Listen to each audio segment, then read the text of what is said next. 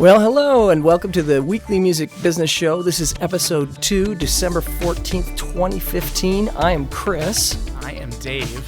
And today we're going to talk about Tom York telling Prince where to step off, Taylor Swift getting an awesome deal with Apple in terms of a show, and, who's buying vinyl? Creepy old guys or hipsters? This is the Weekly Music Business Show. All right. So, did you have a good week, Chris? Yeah, it's been busy. I think this Saturday might go down as one of the busiest weekdays I've had in a while. So nice. Yeah, it's definitely that time of the year where everything is culminating. And I remember in college, I would always just be slammed with work, and then the break would hit and I'd get sick because it'd be like, you're fighting off all of this stress and this pressure for the holidays, and then you get time off and your body just collapses. Well, it's been quite an eventful week in the music industry, hasn't it? Oh, yeah. You could say that again. 8 million events if you wanted to. We've got a lot to talk about today. A little bit of housekeeping before we begin. We are now available on Stitcher, TuneIn, and iTunes. If you want to look for us there, subscribe, tell your friends. We have a new Facebook page. I think I'm going to create a website maybe even soon. I haven't done that yet, so just look for us on Facebook, search for the Weekly Music Business Show, and you'll find all the links there to subscribe. And perhaps we should begin with some headlines. Yeah. So kind of to follow up softly from last week, or maybe with a big velvet hammer, Adele's 25 crossed 8 million albums sold, according to SoundScan. That has to be some kind of counting mistake, correct? I guess I'm slightly flabbergasted, but I'm also kind of just like you are. This has crossed over, and on Twitter today, a local media person had kind of floated this, What do you attribute Adele's 8 million in sales to? And a couple of us weighed in back and just said, she's a brand. Yeah. 4 million is one thing, 8 million, you're a brand. That is insane. I think the old standard for Diamond was 10 million, which will begin to rank her amongst the top-selling albums of all time in just a matter of like a month. That's less than a month. It's crazy. Maybe this changes the conversation about music sales. Who knows? It might be too early, but... Yeah, well, I'm sure we will have plenty of time to continue that conversation, but moving on so this doesn't become the Adele show, the weekly Adele show. Do you remember, I think it was maybe about a year ago, the Wu-Tang Clan announced that they were putting out one album. They were making one copy, and they put it in some fancy artistic box with like a 180-page booklet or something like that. Immediately, crowdfunding campaigns sprung up in every corner of the internet to try to purchase the one Wu-Tang album. Well, it has finally been sold.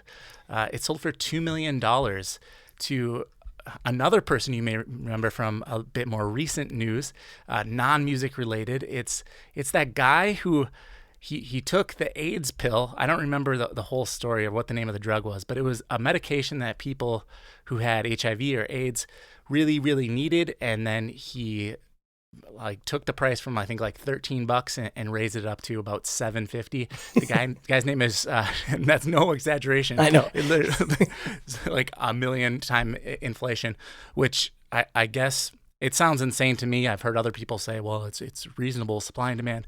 I don't know. That's a whole other political discussion. His name is Shkreli. Do you know his name? How do you pronounce that? Shkreli. Yeah, he bought the album, so it's sold. No one can purchase it. $2 million. And it said in this article in the Bloomberg Business website that he hasn't listened to it yet. He's saving it, $2 million. He's saving it for a time when he's feeling low and needs something to lift his spirits. And he added, I could be convinced to listen earlier if Taylor Swift wants to hear it or something like that. So Taylor Swift must be in every story. I'm pretty sure this is an Illuminati conspiracy play. I am just there's so many parts of the story that just are like, Have are you you seen kidding me? the box that it's sold in? It totally looks like it's Illuminati. There's no pyramids, but it's damn close. It's ornate. Mm-hmm. Lots of is that box? Is that sterling silver? Is it platinum? I have no clue what the hell that is. I don't either. And we never will, because it will never be available to us. I think part of the deal is that he's not allowed to distribute it either. So no one will ever hear this record. It's just... Wouldn't that be funny if it was just fart noises? If it was just Wu-Tang sampling right? fart noises and making beats with farts. Absolutely. Now, I guess he did have the opportunity to listen to some samples before he closed the deal, the Shkreli guy. But it said in this article that he had a staffer, he had an employee do it for him, because you can't be disturbed with listening to samples of $2 million records before you buy them. So no word on whether it was the old 30-second iTunes sample or the new 90-second iTunes sample. Well, you know what? Maybe Wu-Tang could teach Adele a thing.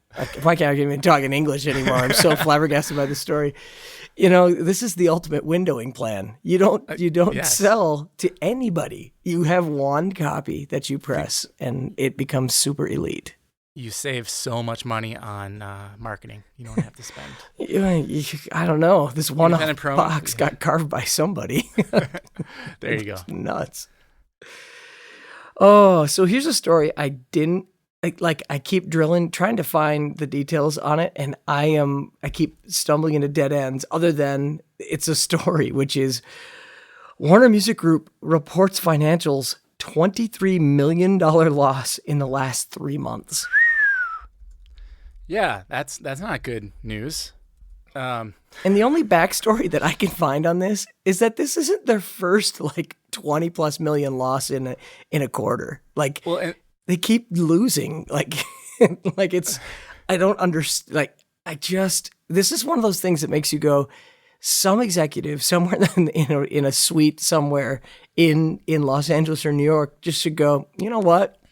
We're just gonna pull this plug right now and just let it die for a little bit. I know some, I hesitate to even say this, but I know some people who are like, you know what? Just let the checkbook settle. Just let it settle for a little bit. Now you gotta wonder: is this just some clever accounting on the behalf of Warner? I mean, all signs points to digital revenue. I mean, I think they even said that in the report. Digital revenue was up significantly. And I think they're just writing off all of this failed expansion. They've expanded into Russia. They're buying up small companies. Things are not... there's definitely trouble at the tops of Warner Brothers. No one really knows what's going on. But I think they also have kind of taken to some clever accounting to make it look like they don't make any money, and everyone feels bad for the poor music industry. Well, their CFO has only been there, not even his first full year, according to his statement to stockholders. So, but he feels good about that year. He feels good about it. But you look at it, and it's like it was 23 million versus 24 million in the prior year quarter. So, that's you didn't lose quite as much. Yeah, it does make you wonder where it goes. And what are they talking about? Like whole numbers are it's one of these things where it's like when you don't want to report the bad news or lead with the bad news with your stockholders, you give them all kinds of numbers. Numbers. It's in a phone call and it's over in 15 minutes, and then you just don't, it's the last thing you do before you leave town for the holidays, and you don't come back until February, We had an excellent year, said Stephen Cooper, Warner Music Group's CEO. So, I mean, obviously, something is going on there where they can dilute their. What are they drinking? What are they smoking? Where they look at a $23 million loss and say, "We had an excellent year." All right. So, moving on to a brand new segment. I think we're going to try to make this a bit of a recurring segment called Technology Ruins Everything. A new startup, Juke Deck, Actually, Chris, you had some experience with this, right? You actually went ahead and I tried used it. JukeDeck. I experimented with it. I'll explain a little bit what it does, and you can tell me your experience. So, Okay. JukeDeck is the headline reads: JukeDeck is a corporate background music generator that wants to kill off composers because musicians already have it too good. So essentially, you finish a sentence, kind of like the old Beats would do before Apple acquired them. That you kind of say, "Hey, I want a track that makes me feel, corporate," and is like that's literally one of the emotions that they put in this little screenshot. I want an electronic track that makes me feel corporate and is 2 minutes and 30 seconds long. And then you press a little button, it creates a track complete with title and music. So what did you think, Chris? Are you afraid for your job? Musicians everywhere, don't run. This is not gonna. This is terrible. This is the worst use of potential AI or something thinking that it's AI I have ever experienced. In the story that we're reading here at factmag.com, these guys won a TechCrunch Disrupt, which I've actually been to one of these TechCrunch Disrupts, not the New York one, but the San Francisco one. So they have a startup battlefield, and people present their startup ideas. JukeDeck was one of these companies, and this is really this is just bad. Like, so I entered because I didn't want to kill a lot of time. I just entered a minute 30 because I just thought, well, a minute 30 should give them enough to kind of get through about 24 bars at least of something. And I can't even remember. Let's see, what did I select? Electronic uplifting and a minute 30. And just because I thought that's got to be easy. that can't be tough. What I got was a really bad sampled flute melody with some very mushy kind of TR-808 style electronic drums and a very kind of soft sawtooth pad. So imagine a Postal Service demo that was so bad that everybody just was like, no, this was terrible. So did it if I was somebody who was looking for 90 seconds of music to put behind a loop on a website or even on hold music, I wouldn't do this. It was that bad.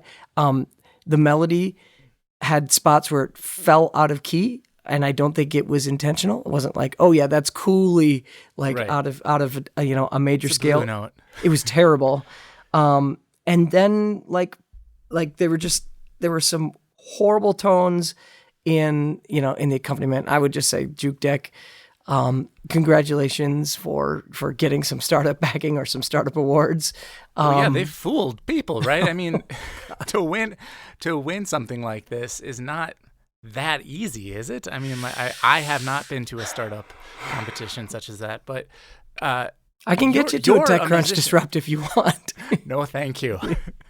But you are a musician. You're a trained musician, a professional musician, and you can, even say, this is a sawtooth pad and these are 808 drums, right? That is about 1,000 times more sophisticated than the average TechCrunch attendee in terms of their musicianship level. So is there any chance that I didn't hear it. I didn't even listen to a sample. Gosh, I certainly wasn't going to save it because if you want to keep it, you got to pay $7. Oh, see, I didn't know you could try it. I was going to say it cost $7, so I didn't even bother looking at it. And it was so bad that I didn't even think about it. Like I just was like, there's no way I'm even going to try and rip this. So they do let you audition before you purchase. I auditioned it without paying for it.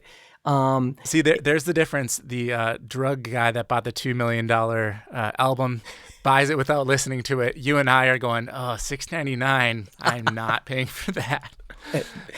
And I would probably give a little more credence or credibility to the TechCrunch field.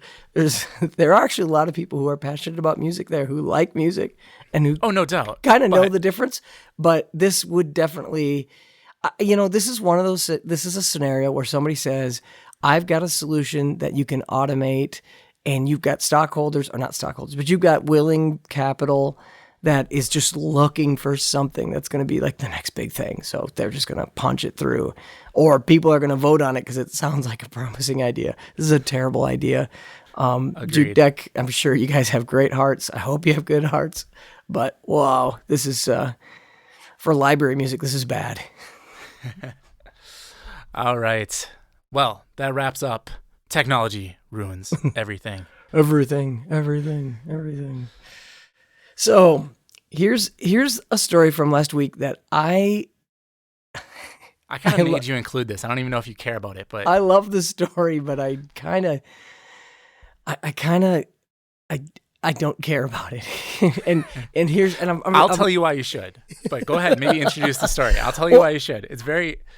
Here's what I care about, but what I don't care about it was I just found the nature of what this was not very compelling. So here's the thing. If you were in a hole last week, and you're not a hipster and you're not a Prince fan, maybe you missed this, but Tom York told Prince to unblock his Coachella 2008 performance of Radiohead's classic Creep, in which Radiohead, side note, hates the song as well. So for people who maybe aren't as familiar about Prince's internet paranoia, any content of Prince's that leaks online, he's got, I don't know, he's either got the best bot team or he's got a great crack team of hackers that can just Prince. He's just at home. That would be amazing. Prince is sitting in Paisley Park or somewhere that we can't find him, and he's just surrounded by screens. Kind of which Batman was it where Fox makes the big cell phone creeping secured device to find the Joker. Anyway, way off the beaten track. Prince is like using technology to find Prince tracks online, which is just got to be amazing. But anyway, Prince doesn't like you listening to his music without you paying for it, which might be his prerogative. Whatever. I don't know. You tell me what you thought about this, Dave. All right, so here we're missing the lead here. Prince has some very unique ideas about copyright, and I agree with him. He doesn't explain it like most things related to Prince. He doesn't explain it in a way that the average person can listen to him and go, yeah, that really makes a lot of sense. But here's what he said, and I'm not quoting him word for word. I'm just remembering an interview. So the basic idea is that if I wanted to make a movie, I could not just rewrite Star Wars, call it Star Wars, release it as Star Wars with all of the same characters, but my own emotion infused to it. If I wanted to write a book, I could not write Harry Potter and change a little bit about the characters and give it my own spin. Why can you take another artist's song, give it your own emotion, and then release it as your own work and have everyone be okay with it? So Prince wants to eliminate covers, and that is most of what this story is about. I forgot about that whole Prince shouldn't cover Prince. Meanwhile, he's been like doing he covers everyone. Oh my gosh. And some of the stuff makes you question, like, I wonder why you covered that. It's like, I mean, I think it is a good idea. Why can't you require someone to ask your permission before you are allowed to cover their song? I know logistically it is ridiculous to say like every bar band ever has to clear rights before they can. But maybe we don't need bar bands. Maybe we could go back to a time where people just played music that was original, and if you wanted to hear music that was original, you could go to a club, and then there would be musicians. I mean, I'm speaking in ideals here, obviously, but it does make a lot of sense. What if someone covered your song and you very deeply disagreed with their political affiliations or some of what they like? We see this all the time in terms of political candidates using I think the latest is Twisted Sister. Dee Snider's kind of going, oh man, I was on The Apprentice. Donald Trump kind of like made me more famous again, but man, that guy's really turning out to be a dick. I don't know if I want him to use my song anymore. And I think REM's already said as such, and Aerosmith pulled one of their tunes from Trump as well.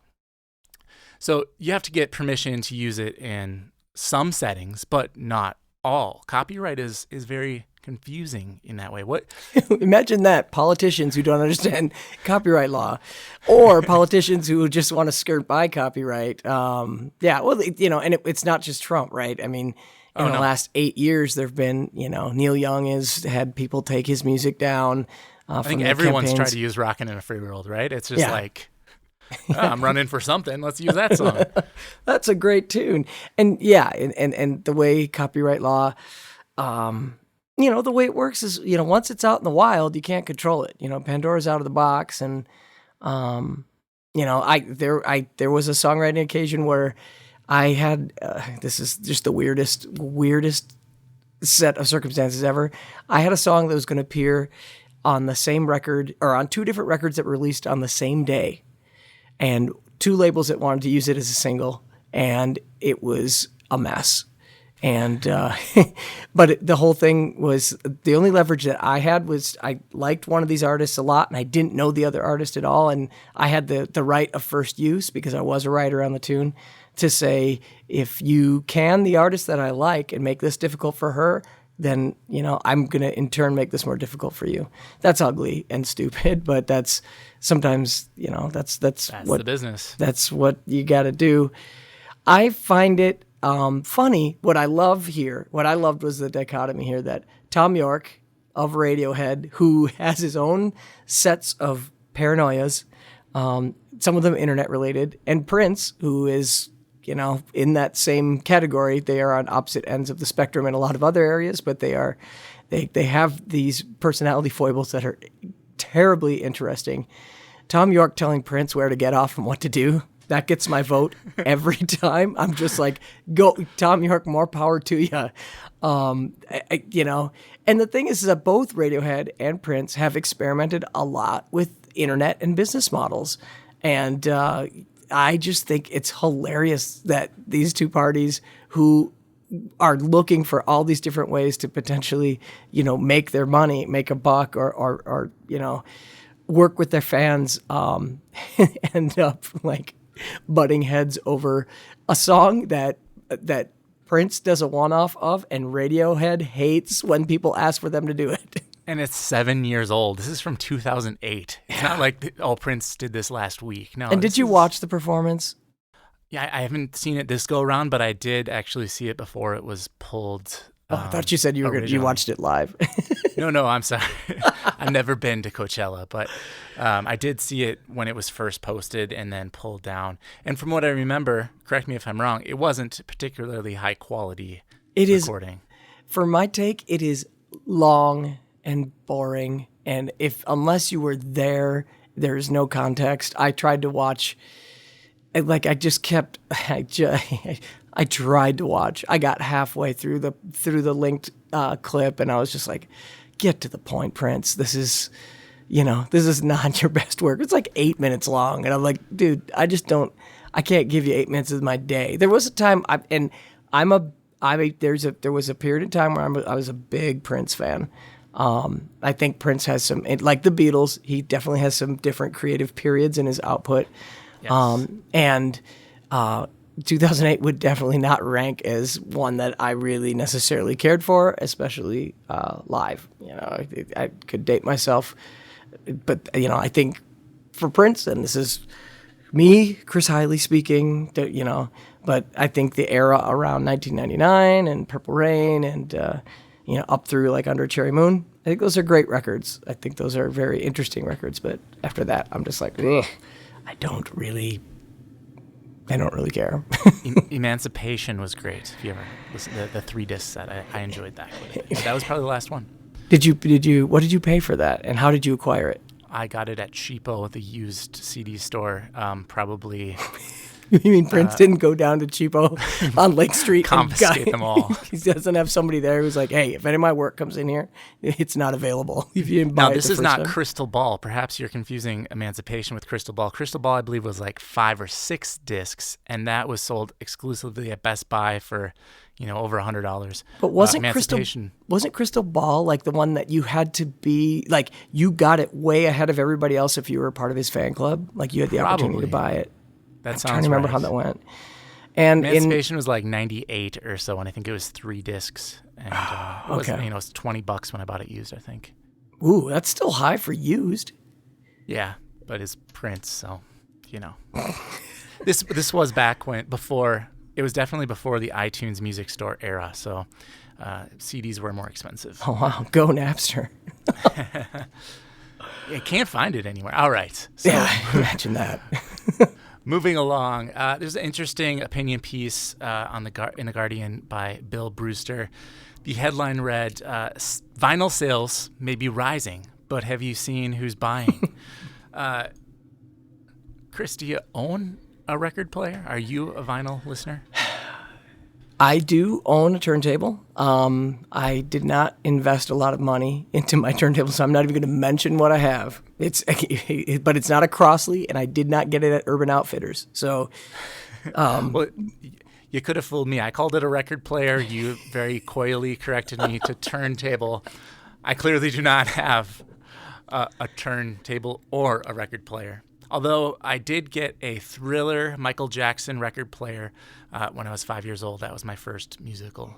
in the interest of disclosure, you got a Thriller. I never even knew that was available. Oh, it was amazing. I bet if I still had it, it would be worth at least $1,000. But I bet. I completely bet. okay, so the story talks about how vinyl sales are growing faster than any other format, although it does note that they accounted for a whopping 2% of the music sales last year. The point that it kind of makes is like, hey, the people that are actually buying these records, they might not be exactly who the music industry really wants as like, they're not the ideal demographic that has tons and tons of disposable income. They're usually kind of middle-aged men with beards. They emphasize the beard part a lot. Maybe they're not on a good speaking relationship with their wives, and they just go into their little man cave and listen to their records and enjoy getting out of the house to go look for records as kind of part of the hunt. Now, I remember last year during Record Store Day, I kind of made it a point to ask some of my younger clients, hey, do you have did you go anywhere for Record Store Day? Do you have a record player? What's your experience with listening to music? And I remember one response in particular kind of stood out, and it was this young kid who's really talented musician, probably 18 years old or so at the time. And he said, yeah, I went out and, it's kind of just like a fun event. If people like my age buy records, we usually just like buy them and like put them on our walls. No one's listening to them. We all just kind of like, use our phones for that. But, and we don't really sit down and like listen to it. Like, I think the idea of Record Store Day for hipsters or people in their like mid to late 20s is like, oh, everyone is just passing a joint around while we listen to this record and chilling out. But I got news for you. Other people that do that, most of us are not listening to music in that capacity. Well, I got really interested in, and when I say really interested, I'm not talking about like diving into obsession, but as someone who, has to, in some capacity, you function as an audio engineer. There was a couple years ago, and I was actually trying to comb through a bunch of my old notes because it's my pre-Evernote history. If you don't know me at all, in fact, maybe if you do know me, you don't know I'm an Evernote junkie. But I was trying to find, a couple years ago, there was some stuff that was floating around about why vinyl was potentially why it was getting so much more popular, and this conversation about physical product versus digital product, streaming versus having a physical object that you purchase, a piece of hardware that you listen to music with. And there's a couple conversations that are really interesting. And one of the conversation pieces is that Rupert Neve, the guy who makes, esoteric audio consoles, the father of the modern, what's the beloved Rupert Neve preamps, the 1073s and whatnot. I'm talking nerd speak for those of you who, don't necessarily know kind of high-end professional recording. Or seen the movie Sound City, where Dave Grohl, that's a great introduction. If you don't know who Rupert Neve is, go check that out. Thank you very much. Yes, because Dave Grohl's reaction to Rupert Neve is just a couple notches below my own, but it's completely apropos. But Rupert Neve evidently doesn't like sampling rates, doesn't like digital, or had said a number of years ago that he thought that there was something going on with the human brain and sampling. And when we're talking sampling rates, where he was talking about, how audio was coming off of CDs, and that basically this whole thing of digital snapshots of audio, no matter how fast you put them together, it's not a continuous analog mechanical, wave like your brain is designed to hear things, and that it, he was suggesting that there was a mental illness that was connected to it. Wow! And then, I would love to read that article. I was fiercely looking for this mention of it, and I couldn't find it again. And then there was combined with, you get these pieces of information, and sometimes they coincide. There's a couple of YouTube videos that are really interesting. One of the thing that got me was a guy had an audio spectrometer, and he plays a selection on CD and the same thing on LP. And I think it was actually something like old, like something I switched on classics that he happened to have on CD. And you just see the fall off, the frequency fall off on the high end. And, it's like digital, the spec for CDs, starts to have a really steep fall off at 22K, which basically, in layman's terms, what the human ear has been, reliably, and, we accept this as a premise, that the human hearing on average can't really hear above, 20K or 20,000 cycles per second. But you listen to stuff off vinyl and you can get frequency, you can see frequencies on a spectrometer all the way out to like 60,000 cycles per second. And then the idea is that even though you can't hear those, you can somehow feel them. They have some kind of effect on your body. Somehow your hearing extends beyond your ears, that there's perception involved there. So we know other animals, dogs, can hear higher frequencies. So which is why when you dropped on switched on classics and the neighborhood just kind of lights up with howling pooches, that's why. Now, so the thing is that I think that this piece about who's buying vinyl, I kind of like read it through a couple times to make sure that it wasn't some kind of humor onion piece. Although I'll have to admit, I have a great relationship with my wife, and I'm not, I don't have a man cave dedicated to vinyl, and my vinyl collection isn't that big.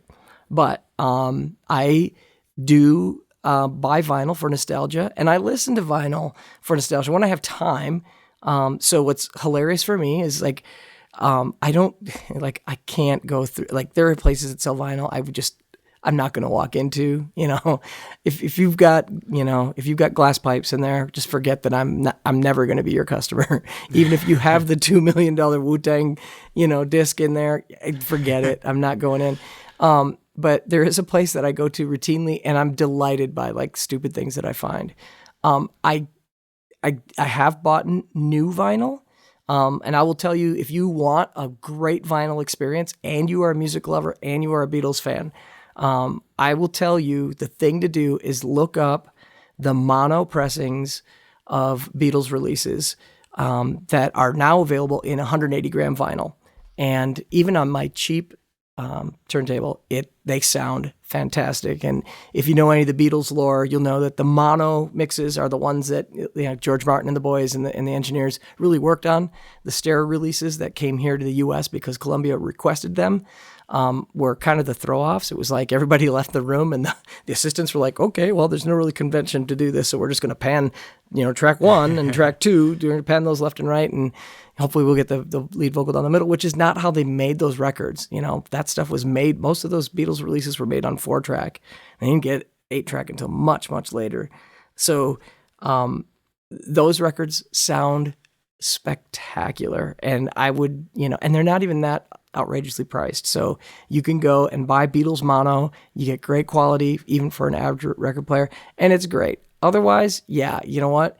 I buy stuff from when I was a kid, and when I see it in, a bin someplace, I love it. Like, I'm just like, oh man, this makes me feel like I'm whatever again. Now that just sounds horribly indulgent and nostalgic.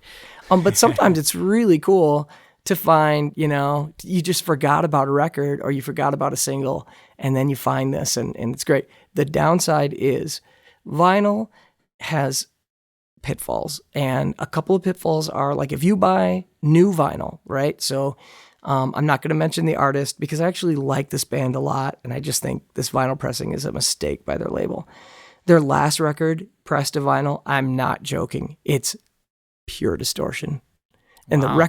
the record is heavily limited, but the whole thing about vinyl is it's a different medium. And so if you don't mix for it, if you don't master for that with that intent, man, the grooves in the needle, they can only work so fast. Absolutely. And if you go maximum limit and you can't space the And that's how records are made today, right? I mean, yeah. I was just listening to the most recently released Luke Bryan record, and his vocals are distorted. I mean, like, you can't hear it with earbuds or like playing through laptop speakers, but his vocals are clipping in my monitors, like literally not a pleasing kind of musical distortion. Like, I can hear outright clipping. Like, what I mean, these are big name engineers. That's because you're a big hits. fan of that country girl song, aren't you? Shake it for me now. Yeah. Well, that's actually funny thing. This new single was done by the same writing crew that did that song, the one you're singing, and it has a very you won't similar even vibe. mention the name. I don't really know the name. The "Shake It For Me" girl song. Yes. It has a similar vibe. It has, like, the 4 on the floor with the bass, boom, boom, boom, and like the weird synth thing. And it has this weird, check it out and correct me if I'm wrong, it has this weird clipping in the vocals. So if you were to take that mix and spit it out onto vinyl, it's going to be a sloppy mess. And another example, Foo Fighters. We're talking about them earlier. They've done a great job of marketing themselves as the organic band, right? They do everything that they possibly can to tape. They released their album a few years ago, not the most recent one, Wasting Light, and they included little bits of the actual tape that they recorded to. I read an article at the time, and I don't have it. I can't cite where I found it right now, but if I can, I'll put it up in the show notes.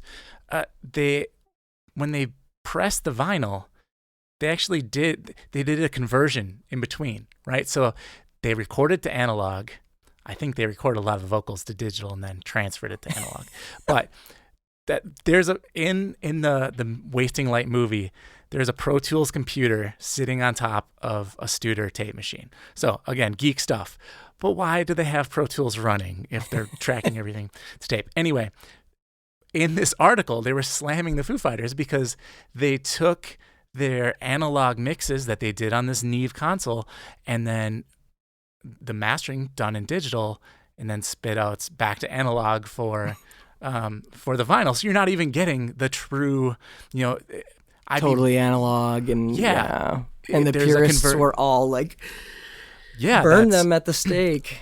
Okay, so going back to the quality control issue that you mentioned with Rupert Neve, if that is legitimately a thing, which I would absolutely love some it's not just crazy old man. Like, Neil Young had some similar thoughts at one point where it's just like, all this digital stuff is ruining music, and he comes out with his own digital player shortly after that, and talks about how it, it's, if you're familiar with the Pono, Chris? You heard oh yeah. Pono? Okay, so it's high fidelity. Have you seen the reviews about it? What specifically? I've heard people not like the user experience. They don't like the experience. The catalog for the high quality stuff is limited and hard to acquire. So it's difficult. It's a difficult. It's not the success that probably Neil Young wanted. Right. Maybe And he's then it working was- for Warner Brothers. and he released his next album like on that Jack White's Third Man. yeah, like what the okay, anyway, that's a rat hole. Well, So it isn't because what Jack White does though is that he will go directly, like he'll just go straight down, like straight tape or straight to lacquer to the master. Sure.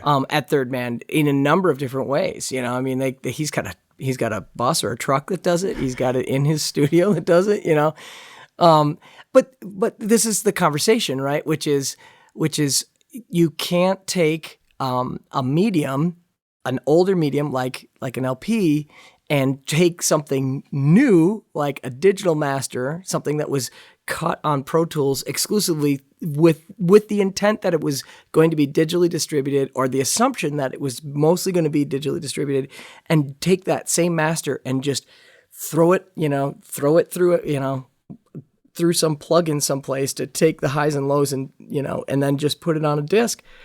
And that vinyl sounds terrible. Also, like talking about vinyl quality, not all vinyl pressings, even if you get something that was, from the era, some of them are terrible. I've got it wears out, right? You can only play vinyl so much. Yeah, my dad's records. My dad had a great record collection. Dad, if you're listening to this, thank you very much. Hi, Mom. But I played the crap out of some of my dad's his records, and I think they still sounded great. Yes, does something wear off? Yeah, but I picked up a copy of Michael Jackson's Thriller secondhand someplace, and it looks fantastic.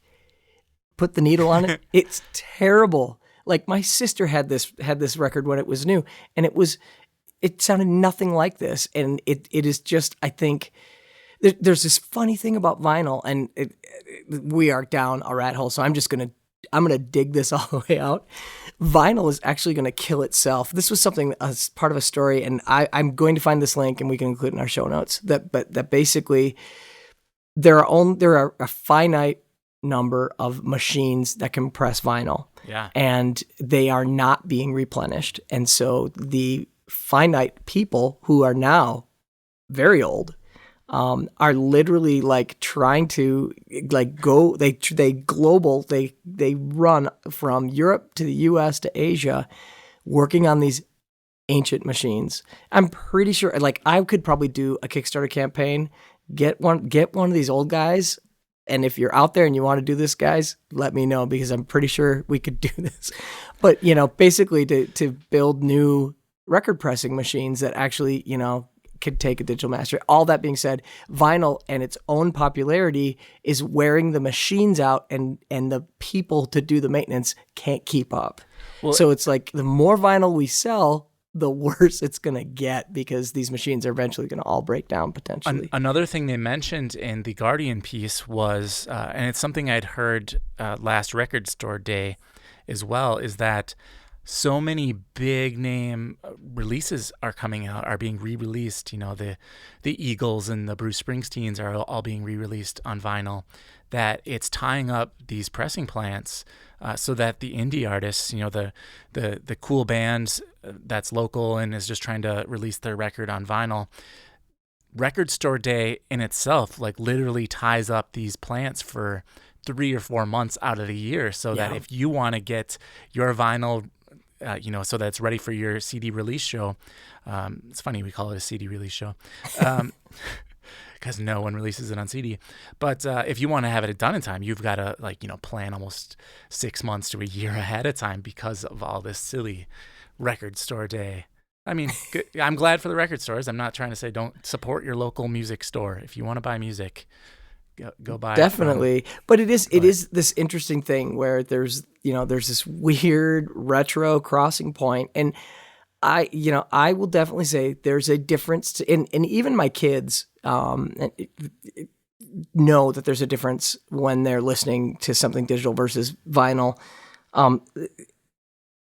Is it a dramatic difference? Obviously, we're not ever going to work on LP technology for your car or for an airplane, No, I But think I think the consumers have spoken. In the Napster era, they chose convenience, right? They chose that they want it in their pocket, 1,000 songs in your pocket. Steve Jobs. They don't really care about the quality all that much, and now we have the ability. The silly thing is that technology has evolved to the point where literally everything could be a high fidelity music player. You don't need a Pono player. Your iPhone could be a high quality music player. It's got the storage capability. The internet is fast enough to transmit the files back and forth. People don't care. They just want it's simple now, what they've always known. I don't see, this 2% that is selling in terms of vinyl is a fringe, a small minority of loyal, diehard vocal music lovers. And, God bless those people. I wish there were more of them. But I think in terms of, the average person that's listening to music, I don't know if they can tell the difference. I've done those tests myself. I usually do pretty well on them. I can tell. But the convenience factor does, it's pretty hard to argue against. we're gonna be the characters in Wall-E. We're gonna be pushed around in little rascal scooters, being fed Jello through a straw. I don't know. I think one of the nice things about vinyl is it does give you a bigger visual experience in terms of you're listening to something, right? Blah blah blah. But there is something to be said, I think, for that vinyl art experience, that record art. I think it's cool. I don't know. Yeah. Neil Young's phrasing was, music has become wallpaper, right? It's what's going on in the background. You're not sitting down with a vinyl reading the lyrics anymore. It's just background noise. I think he's a crazy old man. I like Neil Young. I like a lot of his music, but hearing him talk about the Pono player, he's definitely going a little bit off the deep end with that. Maybe just trying to get some sales. I'm not sure, but anyway, vinyl. Yeah, vinyl. It's there. It's out for you. So, moving on, and kind of to who knows if Daniel Ek, is that the guy's name from Spotify? Yes, that's the man. man. Who knows if Adele is driving a stake through his Swedish heart. The next story is awesome, which is Spotify may let artists decide if albums are available for free. Woohoo! Everybody party. This is it, right? This is the savior that the music industry has been waiting for. Which one, Daniel Ek or Adele? No free tier on Spotify, right? It's kind of the story. It's the partial story. Yeah. Well, they said they're kind of testing it. They don't know if they're going to do it, but I don't know. This to me, right? This is right. Everybody at some point, every business has to kind of confront their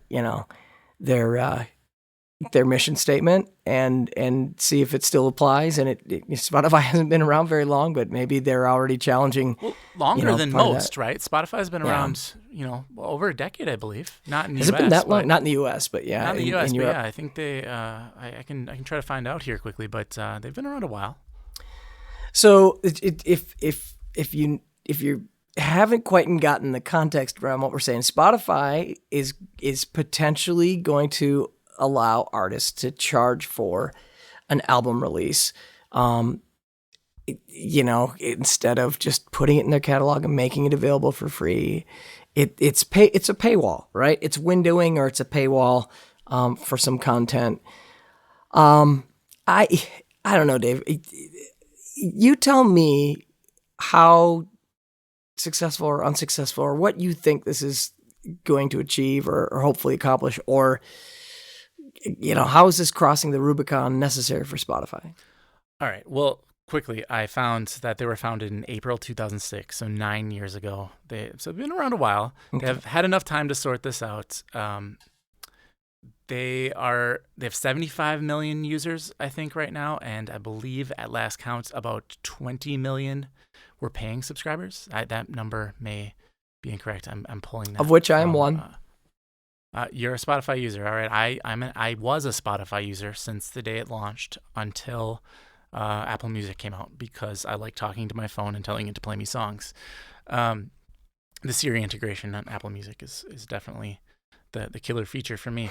Now, at least you made the switch. I am one of those idiots that stands in both camps and pays. Well, I can understand the apprehension with Apple Music, and why a lot of people haven't picked up on it. But I do have a really big problem with the free tier of Spotify.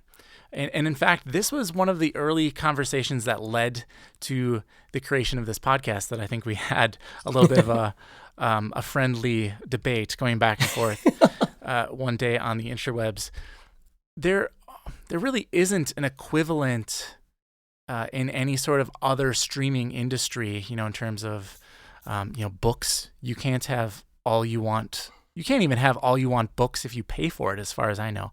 Or at least not, I should say not good quality books. I think Amazon has like a Kindle Unlimited, which is like $10 a month for every 99-cent book on Amazon, which if you do the math, unless you're a really fast reader, that doesn't really help you out a whole lot. And then audiobooks, Audible is $15 a month, and you just get one book. That's it. You can keep it, but you get one. You can't have all you want. HBO Now, there's a free trial. You can try it out for 7 days, but you can't just continue to use it for as long as you want. Netflix, the same way. You get the free trial. So why should music listeners be able to demand songs specifically? This isn't the radio. This isn't like, let me turn. It's fun because I have young children, and sometimes I won't have my phone in the car with me. And so they'll request songs. They'll be yelling out, we want to hear such and such. Usually it's Taylor Swift. But hey, I want to hear Taylor Swift. And I'll say, we want to hear anti-Swift. That's right. Sorry, folks. I had to get that in.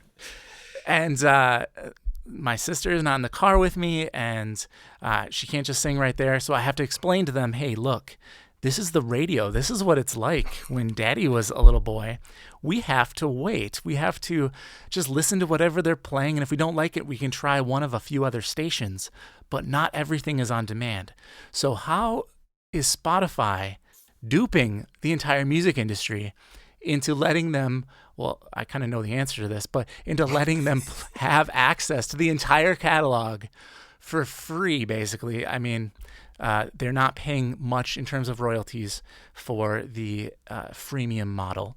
Now, there is ad revenue that is going in there, which is kind of the back end of that, but no artists are making any money from the ad revenue, so the freemium royalties that are being paid out are not significant. I think it's time this whole freemium thing died. Let's take the Apple Music route. You get a nice long free trial, and you don't have to deal with kind of the I don't know. I just feel like they're cheap. It's $10. Pay $10 a month. Get the music. Didn't we just have this conversation though? There's another thing out there called YouTube. You know, and YouTube also has their own. They're part of the problem too, Dan. Yeah, well, here's the funny thing is that I became, I wasn't even a freemium member of Spotify. I remember seeing stuff about it, and I think it was shortly after it launched. I was kind of in a position where I had to literally learn an inordinate amount of songs, like 60 songs for a blasted evil cover band that I was succumbing to for financial gain, and as we all do at times. And so the problem was I couldn't even find most of this content even though most of it was like run of the mill stuff. It was like really hard to find it on used CDs, and I was in a pinch and just needed convenience, and I ended up like just paying for a Spotify membership kind of on the spot. And instead of because I think I literally tried to buy used CDs just to get a bunch of these songs kind of learned. And because listening to music on YouTube is a horrible experience. I hate it. It's terrible. Agreed. The quality has improved, but it's still, I don't like pulling up a website for every song. It's terrible. And so I had already spent like something like $60 or $70, and I'd only gotten 6 songs that I needed. I'm like, I got 10 That's like your times. entire night. If you're subbing or something, you're not going to make more than $100. You're definitely killing your profit margin. So I jumped into Spotify and made some playlists really quick, and problem solved. It was amazing, and I had to do the premium model because you couldn't stream it onto your mobile device if you weren't in the premium deal. Right. So and I don't have an issue paying for music. It's not something I won't do. So I think what Adele and Taylor Swift and maybe a couple other releases are proving is that yes, customers will pay for something. It hopefully works out well for the artist. I just, Warner Music lost $23 million last quarter. I'm not sure that, they're not going to compensate the artists anyway if they get the money. And that might speak to our cynicism about record labels, but I think this is an interesting move for Spotify. I think it moves into I think we agree Apple Music has an advantage here in that being that they are essentially the reskinning of iTunes, that stuff that might not be available for free streaming, they can sell in the iTunes catalog, and for users, it's one experience. It's not, it's like 1.5, maybe 2 experiences, but it's one source. And Spotify might, because I think one of the stats from last week was like close to 1 million of those Adele copies in day 1 of sales were iTunes. Yeah. So that might have put the fear of God into Daniel Ek and over in Stockholm, and they recognize that maybe not that they're going to lose money, but that they're not going to make it. Right. that there's money on the table that a competitor is just taking because there's no challengers in the ring. And I think maybe that's more what this is about than anything else. It's not Spotify going, well, we're going to be nice to artists, or we're going to be, it's like, hey, Apple just took a big chunk of money that we could have done something about. Since I've switched to Spotify, I'm curious if anything has changed. It used to be that there would be links, which I don't know why anyone would do this, but there used to be links inside of Spotify that would take you to iTunes to let you buy the music. Do you know off the top of your head, is that still in there? I'm sitting, I've got Spotify open right now, actually, in the background. I'll just take a look here. The other thing I'm curious about is that Apple, even if you don't buy, let's say, the Adele record, because everyone has one. If you don't buy the Adele record from iTunes, and you do buy it from Target, and you take it home and you put it in your Mac or your PC and you rip it into iTunes, it will then show up in your iCloud music library without any. If you're in iTunes Match, it's not iTunes Match actually. Oh, it's very not. confusing. Just Apple Music. So they have iTunes Match. Yes, right? That's yeah, $25 you're right, a year. You're right. But if I'm not an iTunes Match subscriber, I am an Apple Music subscriber, and I've added music to my iTunes that wasn't on. I've added such a confusing conversation. I've added music to the iTunes app, and then it shows up on my Apple Music app. But not always, and there are weird circumstances and things. This is actually part of a broader, like, Apple Music, iTunes whole, and people with many, many more listeners than us. Jim Dalrymple has been very public and very frontal about this. Right. In terms of he's got problems with Apple Music. Well, they messed up his whole library, right? Yeah, that's what he, okay, so that was I am coming from a situation where I literally, because I'd been using Spotify for years and years and years, the Mac I was on had nothing in iTunes. It was just empty, right? So as I've started to add material to it, it's a lot easier to control. Now, if you are in Jim Dalrymple, how do you say his last name? Dalrymple. If you're in his shoes, he is a huge music fan that enjoyed collecting, owning lots of music. And when he made the switch away from standard old iTunes into Apple Music, what it does is it scans your library and then it uploads it all to the cloud. And what it looks for, kind of like a sonic signature, as I understand it. And if it thinks it matches enough of the information, it will just use the version that's on Apple's servers. And I did experience this with one. It was a Def Leppard song. The whole record that I uploaded, because Def Leppard is not available for streaming anywhere. And not by their own volition, by the way. I don't know if you know some of that story. I knew a little bit, but that's a weird deal in the streaming conversation. They re-recorded.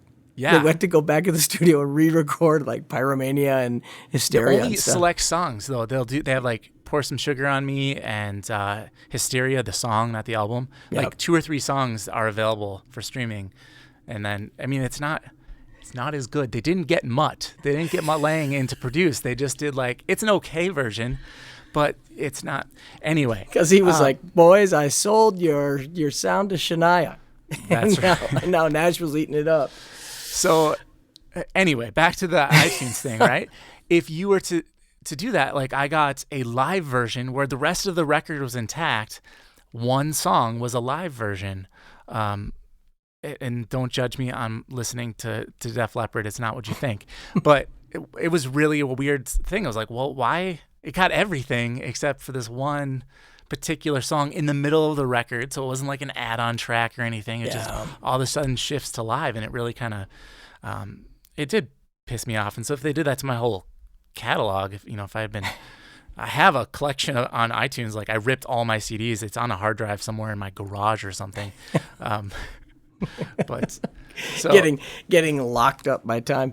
Well, the since we're talking about this whole iTunes, Apple Music, and matching, your existing catalog, there are people that use iTunes. In fact, oh geez, there are a number of scenarios. People who use iTunes for playback or use Apple Music for music playback for whatever.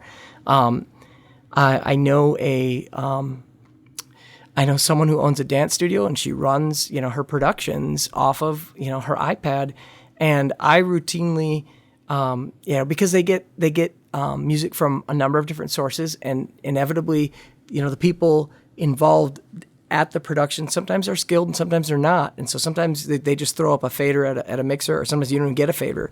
You get, you plug into a wall someplace or into a box, and it just comes out over an auditorium speaker. And audio levels can range, and dynamic ranges can be all over the map. And so I do this instructor a favor, and I kind of go through and kind of gain match and level match and try and kind of reduce, and this sounds terrible, I actually reduce some of the dynamic range, because in big rooms sometimes it doesn't translate. The audience is, whatever. But we have big problems, because what ends up happening is iCloud, the iTunes Match or Apple Music or iTunes, whatever, sometimes it takes them 2 weeks to sort through and go, oh, this wasn't in our library, and that was something original that you put on, so we're going to allow you to put it back down to this other device. It's a huge pain. And I know that there are workarounds, but it seems like the workarounds that are published are pretty nebulous. All that to say, Spotify does not include iTunes links for purchasing. I looked here. It's not there. One of the reasons why I continue to have Spotify is that my list of playlists is absolutely ridiculous, and some of it is extremely varied. I have, and this is going to say something, we are in the holiday season, so this is pertinent now, but I have 4 or 5 playlists of Christmas music, and some of it is very esoteric, oddball stuff, and I just don't, and some of them are 100 songs deep, and I just don't have the time to go through and look for them in Apple Music. And I don't even know if they're there, because some of the stuff is just weird. It's just, I don't know if it would be ever a part of somebody's licensing catalog unless they've got really, really good people that, can sell these rights. But, it'll be interesting to see if Spotify actually gets this idea off the ground. It doesn't sound like they really want to. They're sure backpedaling in a lot. I'm sure legally and accounting, this adds a layer of complexity that only costs them money for a while. I don't think that, unless they get another Adele that comes through and can blow sales like that, I'm not sure that it does a whole lot for them, other than it doesn't allow Apple to really pull away their users. I am just looking forward to the day where there are no free streaming options and everyone has to pay like grown-ups. All right, moving on. Our final story. It can't be a week without my sis. You don't understand how many people ask if I'm related to Taylor Swift. And how many people used to tell me that I have a cool last name. But they don't do that any longer, not since about 2006. All right, in the Taylor Swift news of the week, Apple has won an exclusive Taylor Swift concert streaming deal. So the 1989 concert film will be available exclusively to Apple Music subscribers, and I believe it comes out December 20th. And Chris, you sent me a text today with some in-store displays. They're already promoting this in Apple stores with some beautiful posters and, just really trying to connect their brand with the brand of Taylor Swift. Yeah, so someone I follow on Twitter, and he kind of pops up in a number of podcasts that I follow, although I don't follow his own, Renee Ritchie, who does a lot of reviews of tech products, had a picture that I'm assuming is from a California Apple Store location, and they've got this 1989 World Tour poster in with their Beats headphones. Apple's really doubling down on the marketing of this. And I think it's interesting on several levels. I don't know what are your thoughts? You didn't see that show when it came through town, did you? No, I did not. Okay. I kind of wish I mean, I'm not a huge Taylor Swift fan. I like a lot of pop music. I'm not a pop music hater at all. And I really admire, the works of Max Martin and just from a purely, wow, that's impressive. He's able. Okay, so I told you earlier that my kids, they're 2 and 4 years old, right? So these are small humans. A new Taylor Swift song comes on the radio, and instantly they both, they know. They can feel they're dancing, they're going crazy.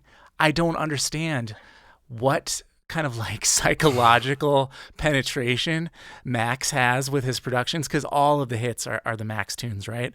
They're just coming one after another, boom, boom, boom. For decades. Yeah, but I mean, particularly, I think every Taylor Swift song that I've ever liked, he has had a huge role in the creation Actually, of. what's interesting is that Taylor Swift is,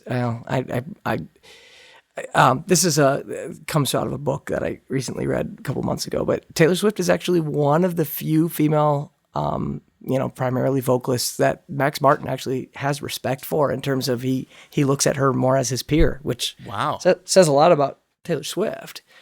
Absolutely. I mean, honestly, hearing if that, and I don't doubt you, if that is in fact out of the mouth of Max Martin, that gives me more respect for Taylor Swift, because, there hasn't been a lot of live evidence, particularly I haven't seen her live in person, but in terms of television performances, I'm thinking of that Grammy performance she did with Stevie Nicks a few years back. It was like, oh man, this girl can barely sing, especially, standing right next to a legend like Stevie Nicks. So I had kind of who I think can barely sing, but that's irrelevant to the point. I remember that performance. I remember that performance, and it definitely sounded like the two didn't match. Right. Yeah, that's probably what it was. It was just that they are not a good, not everyone can collaborate in a musical way.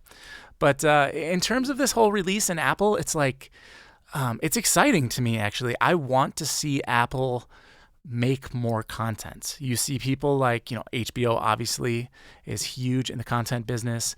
Netflix has had some big success with original content. I would love to see Apple connect directly with artists and give them a fair deal, because Apple can do this whole thing and just sell iPhones and Macs and iPads, and they don't really need to they're the only ones that have that backup plan, right? They're not in this music game to make money off the subscribers. If they do, sweet, score, but they don't have to, right? They have more money than God. Right? They have more money than the United States government, I think, at one point last year. So I'm excited. I hope this is the first. Imagine that. Well, here's what I think. This is actually a way bigger story than is getting attention, and there's a couple of reasons why. Everybody knows. I shouldn't say everybody. Dave, you're an Apple TV user, right? Yes. Okay, and I am too. Do you have the new Apple TV product? I went and bought it launch day because that's how much I loved my I heard a lot of people writing off the old Apple TV, but I really loved it, and so I went and got the new one. Yeah. See, I have the version 3 box, so I don't have the new one yet. But Apple, from everyone's estimates, Apple TV might be a big item this holiday season. And Apple's, doing, like at the reports last week, at the end of last week, where that Apple has to actually cool their heels on their own video streaming deals directly with content users due to some action network, or due to network hesitancy and, kind of dragging their feet, whatever. Mm-hmm. I think the Taylor Swift show is... especially the timing, they didn't announce this a month ago. They announced it right now, and it's not available until December 20th. Which is not that far. It's not like they have time to promote this now. That's a week away, a little more than.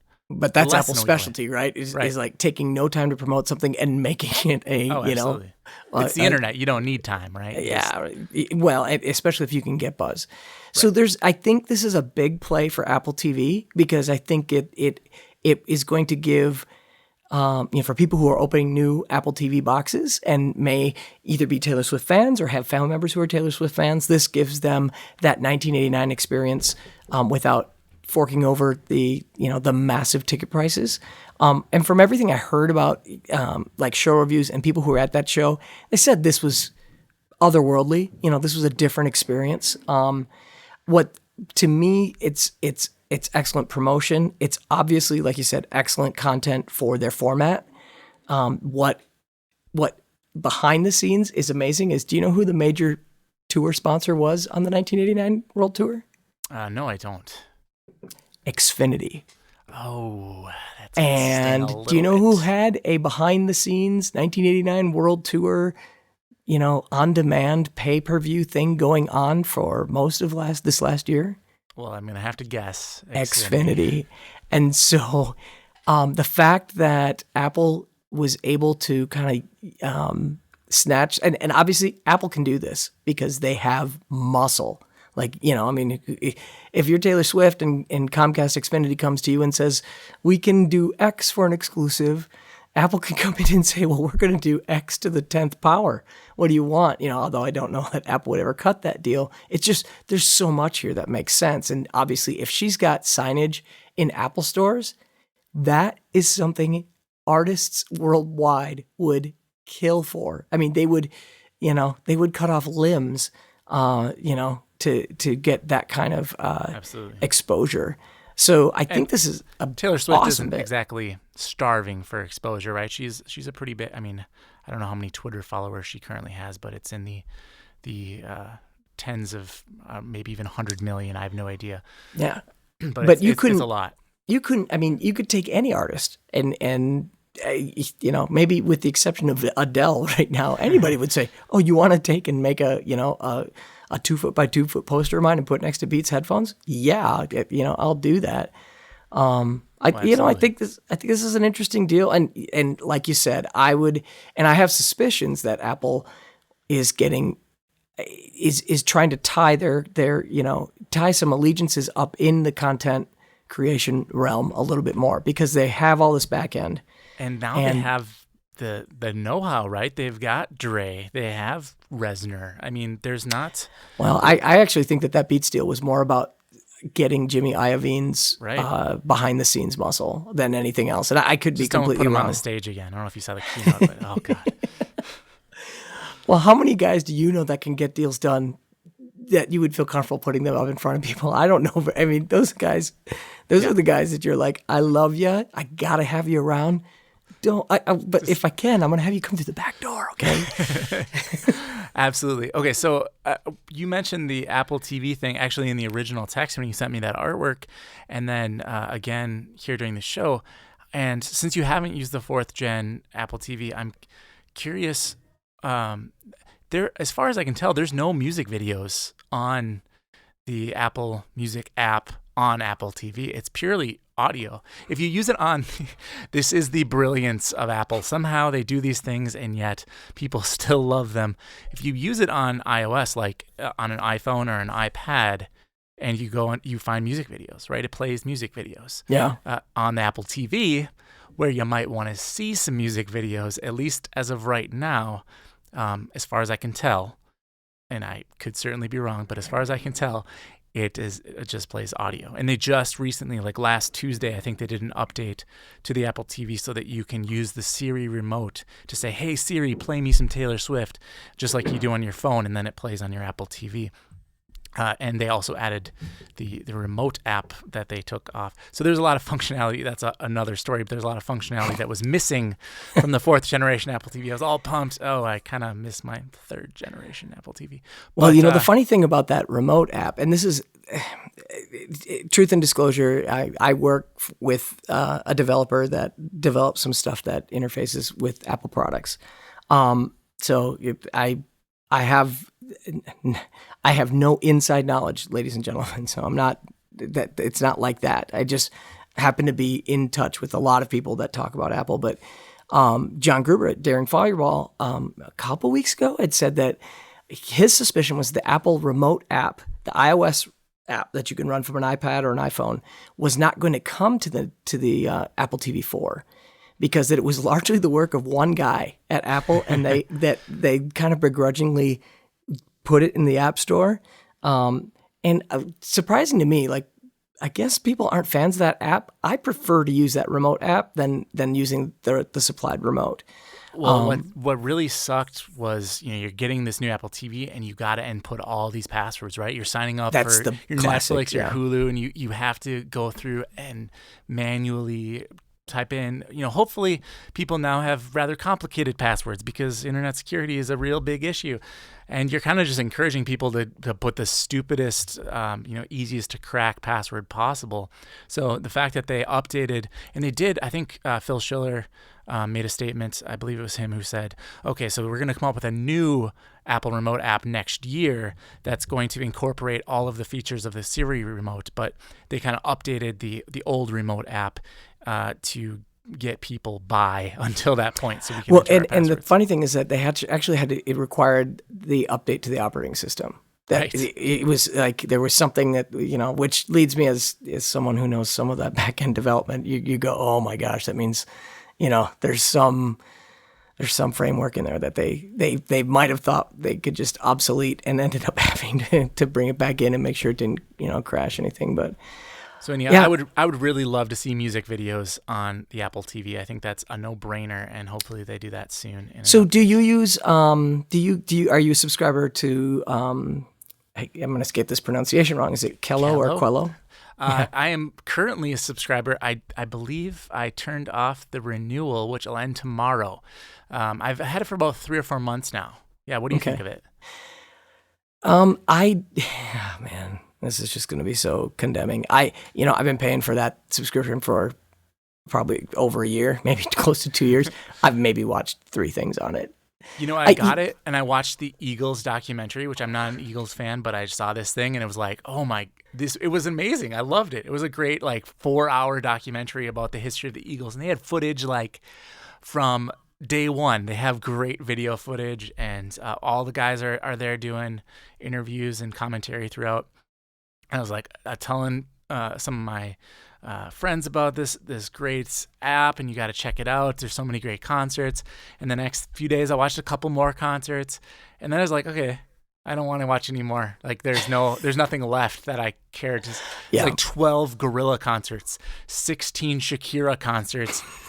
There's some really good Queen stuff. I watched some Queen. They have a lot of Queen. If you're a fan of Queen, check out Quello, Quello.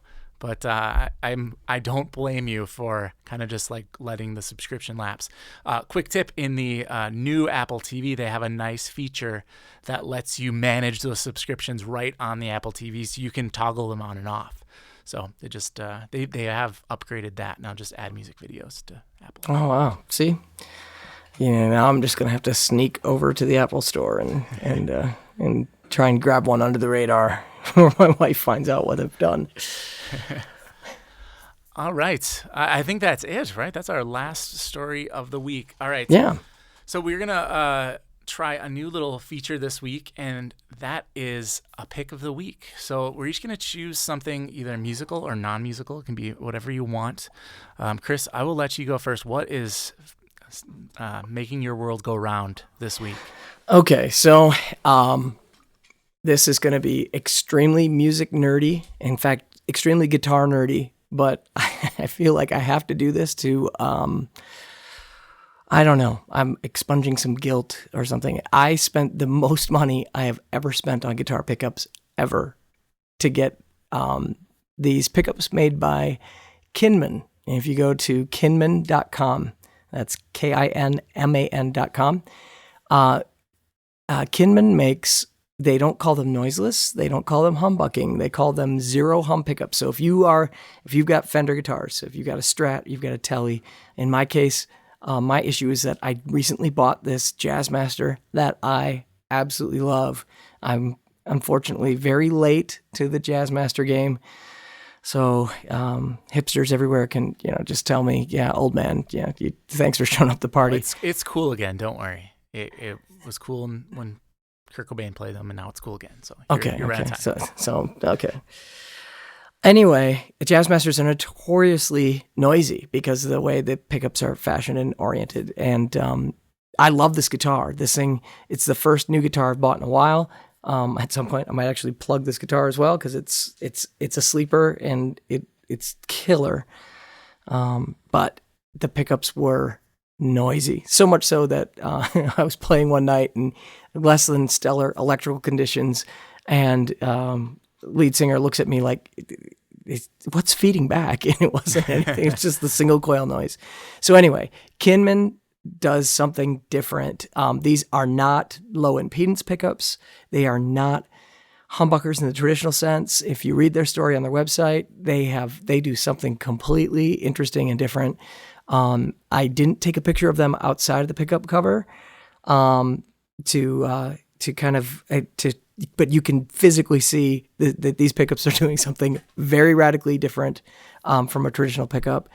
But they don't sound anything. They don't sound different. They don't sound, it's not like getting a pickup and putting it in your guitar and going, oh, my Jazzmaster now sounds like something different. It actually, so I got, they make, for Jazzmaster, they make like 3 models. I got their Fat Master model with an F, not a PH.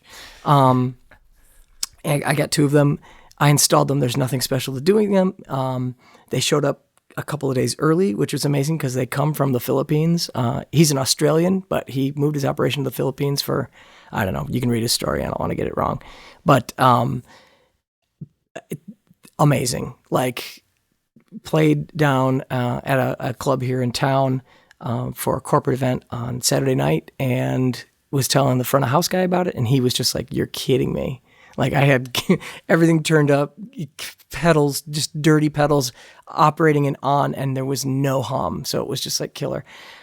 So the caveat is his pickups aren't cheap. For 2 pickups, I paid about $300. Yeah. Well, any other noiseless pickup that I've ever used, and I actually have some noiseless pickups in a Strat, the stock kind of Fender noiseless that comes in the Strat Deluxe, they just don't sound like quite right, Yeah. So if it gets it right and it's $100 more, or I don't know what a set of Strat pickups, probably around 151 through 200 in most boutique cases, and I don't see a problem with that. I think, it's because you're another guitar playing guy. We see the problem true. with it, But seriously, check them out. I'm a believer. Like, these are killer. And if I ever get another Jazzmaster, I'm going to be in trouble again because I'm going to have to buy another set of these pickups. All So right. what do you got? So I've got something a little bit out of left field. I think they're on sale still for the holidays, so I highly recommend checking out the Anova sous vide cooker. Are you familiar with sous vide, Chris? Wait a minute. I think I am, but I'm not going to embarrass myself by disclosing my ignorance. Well, it's funny because in anticipation for this sous vide cooker to arrive, I've been scouring the internet for recipes, right? So cooker, it's a cooking device. It actually cooks food for you, and every time I see a recipe, there's always a comment at the bottom of the recipe from somebody saying, "What, you cook steak in a bag? That sounds delicious. That's disgusting. That's the worst thing I've ever heard of in my life. Like, why don't you just boil steak?" Okay, so here's what the sous vide cooker is. You get a vessel, any vessel. It can be a cooler. It can be a big stock pot. It can be, anything that you can imagine. You fill it with water, and then you put the sous vide. It's like a tube. It's a big tube, and you put this inside and you turn it on. You set it to a temperature. The one that I got is Bluetooth. They make a Wi-Fi version as well, so you can actually set it with your smartphone, right? And you set it to a temperature like I made some chicken today for lunch, and so first thing I did when I wake up is I just took the chicken out, put it into a Ziploc bag. Some people use the the food saver airtight bags, but I don't have one of those. So you put it into a Ziploc bag, you heat up the water. In this case, I did it to 140 degrees, which is quite a bit lower than you're supposed to cook chicken to. And you put it in the sous vide, and then you can just leave it. You just walk away. It takes maybe an hour to cook the chicken, but if you forget, it doesn't matter. It just keeps the same moistness because the water stays the exact same temperature the entire time. So I put it in at say 8 o'clock. I came down for lunch because I worked from home today. I was in my home office. I came down for lunch about 12:30. No one else was home. Pull the chicken out of the sous vide cooker. You throw it on the frying pan, right? You get a frying pan really hot, put a little bit of oil in it, crisp it up so you still get the same texture. It's the juiciest, most perfect meat you can possibly imagine. If you're a busy, who's not busy, but if you're not like a stay-at-home caretaker where you have a few hours every day to prepare meals, it's the best way that you can eat healthy and still have really, really high quality food without spending a ton of time preparing it. The only criticisms that I've read about it is that it's a little impersonal, right? Cooking is like a really hands-on type of thing, so you can kind of put a little love into your food. Well, here you're putting it into a plastic bag and waiting for it to be the correct temperature. But man, if it doesn't taste incredible, I'm willing to live with my robotic phone food cooker, which, by the way, the phone will send you a notification at a certain time if you would like to say, hey, okay, it's done, I can go eat. I've heard about sous vide from Elton Brown, nice. Food I'm a Network. huge Elton Brown fan, yeah. I am too. Know. Just oh my gosh, Elton Brown! His podcast, by the way, the Browncast. There's not very many episodes of them out there. Incredibly fascinating. His interviews with people are just, and it's not food related. Most of it isn't. He's got a great blog too. He's posting a ton of great content over there. Elton Brown. But he talked about sous vide cookers and really talking about the fact that that you cannot overcook your food with them, and that you can prepare something and walk away from it and let it sit. And if you don't use it, like if you are cooking for multiple multiple people, multiple guests, and somebody doesn't show up or whatever, it's not food wasted, because it's not getting overdone because it's it's not sitting in a crock pot, just getting thermally blasted to death. Yeah, crock pots get really hot. People think, oh, it's my slow cooker, I can leave it in there all day. No, dude, that turkey breast gets dried out really, really quick. Sous vide, perfect temperature the whole time. All right, so that's awesome. Not music related, but it is. I think they're on sale right now. They're like $30-$40 off. I found them on slickdeals.net. That's how it's on sale now. I can finally justify buying a little Christmas present for myself. What did you spend? I think it was $129. Oh, okay. All So right. I think they're normally $179. Yeah, that's right. So it's $50 off. It was definitely like, oh man, no one's gonna get this for me for Christmas, right? I have to buy this myself because that's just not. I don't think my fiance quite knows what it is yet, but she'll figure it out soon. All right, let's wrap things up here. Let's get some plugs in. Chris, tell us about where we can find you. I'm Drew Chowen on Twitter, DrewChowen. Look it up, and my views are my own. And I'm at David Swift on Twitter, although I don't tweet very much. My Facebook profile is completely public. I used to have those linked, like back in the day. People did that. I stopped doing that. Now I've got to start tweeting more because I consume Twitter. I just don't tweet a whole lot. I look at what other people say. And you can tell your friends about us and subscribe to the feed on iTunes, SoundCloud, Stitcher, Intune, everywhere podcasts are found. Look for the Weekly Music Business Show. All right, thank you very much for listening, and we'll see you guys again next week. Ta-ta for now.